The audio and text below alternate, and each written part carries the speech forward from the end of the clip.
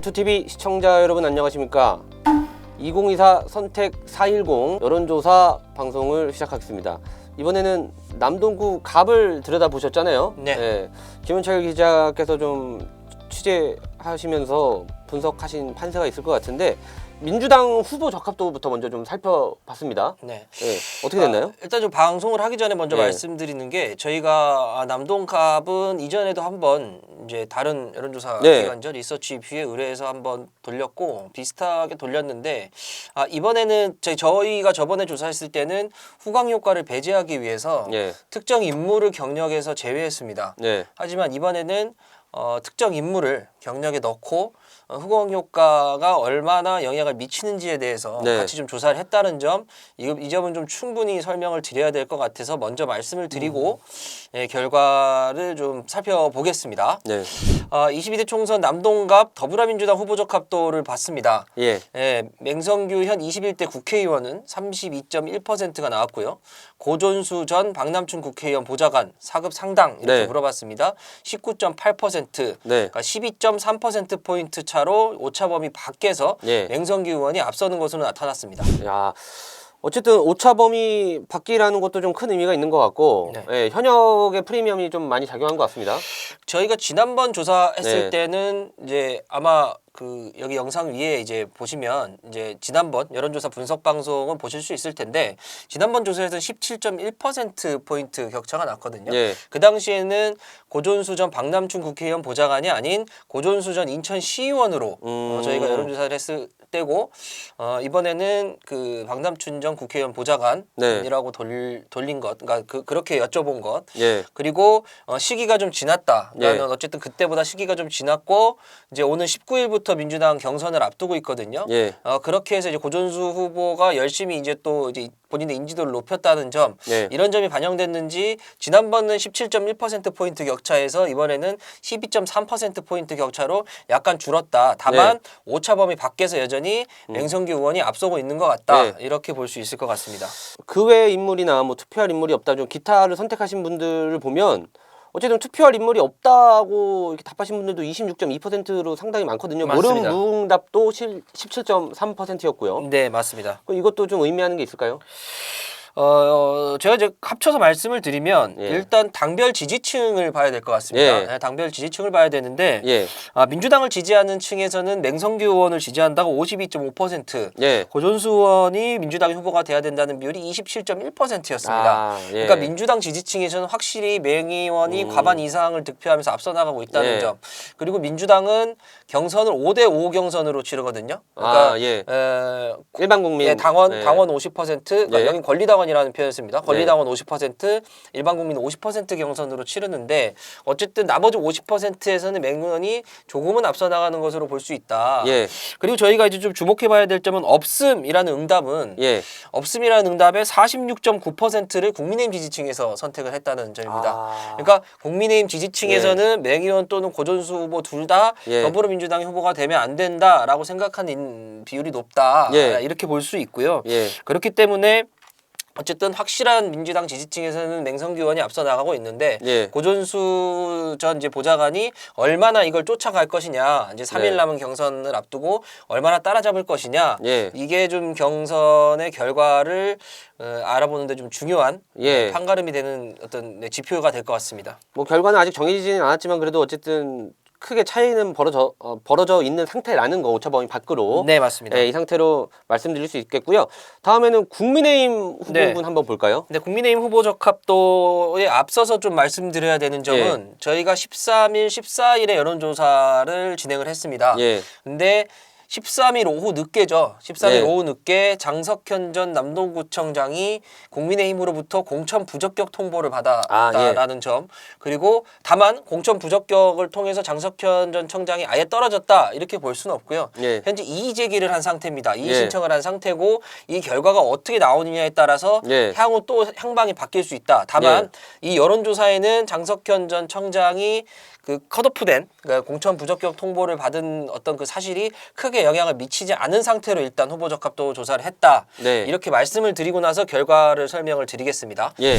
손범규 전 SBS 아나운서 이렇게 물었습니다. 19.3%, 장석현 전 남동구청장 17.9%. 네. 여기도 경력을 저번이랑 바꿨습니다.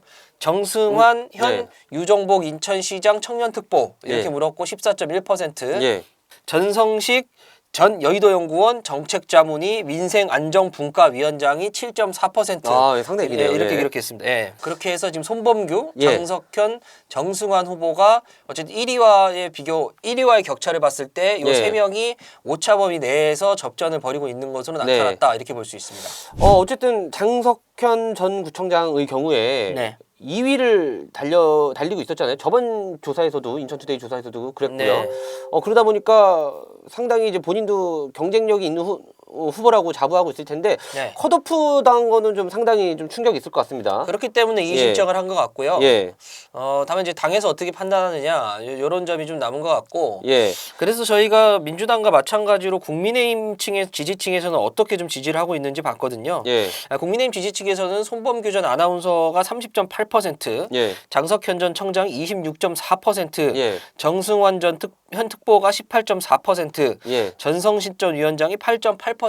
아. 딱 이 순위대로 예, 순서는 같네요. 순서대로 예. 나왔습니다. 만약에 그러면은 장석현 전 구청장의 그 이의 제기가 받아들여지지 않을 경우에 저 표심이 어디로 가느냐 이것도 상당히 관건이네요. 상당히 중요해지는 예. 대목이 될 것 같습니다. 예. 네. 알겠습니다. 또 그거 외에도 더 분석해 주신 게 있으실까요? 아니 뭐 여전히 이제 국민의힘 후보 적합도에서도 예. 그 외 다른 인물 또는 예. 투표할 인물이 없다, 모름 또는 무응답이 많이 나왔는데 예. 여기도 마찬가지입니다. 국민의힘 후보 적합도가 없다라고 예. 한 22.7% 중에 예. 민주당의 지지층이 40.3%가 선택했거든요. 아. 그러니까 네. 결국 각 당의 지지층은 각 상대 진영을? 정당의 상대 진영의 후보에 적합한 인물이 없다 이렇게 좀 판단하고 있는 것으로 보이고 예. 특히 국민의힘은 그 책임당원입니다. 여기는 책임당원 20% 예. 그리고 일반 국민 경선 80%로 치르기 때문에 예. 당원위의 표심이 굉장히 영향을 많이 미칠 수밖에 없는 예. 이런 상황에서 앞으로 경선 결과가 어떻게 나올지 좀 주목이 되는 상황입니다. 네, 그러면 이제 정당 지지도를 한번 볼까요? 남동갑 정당 지지도는 어떤 양상을 보였나요? 일단 초박빙입니다. 그러네요. 초박빙인데 예. 더불어민주당이 38.0%, 국민의힘이 36.8%, 예. 녹색정의당이 2.6%, 예. 진보당이 4.2%, 예. 개혁신당이 6.1%로 나타났는데 예. 민주당과 국민의힘이 1.2%포인트 격차로 초박빙 야, 승부를 벌이고 있습니다. 이 오차 범위가 플러스 마이너스 4.4인데 예. 엄청난 이건 거의 표시가 안 난다고 봐도 무방한 거죠. 맞습니다. 이 정도면, 그러니까 예. 이 정도 정당 지지도면 예. 정말 모른다. 예. 근데 이 조사 때 저희가 하나 이제 물은 게 있습니다. 예.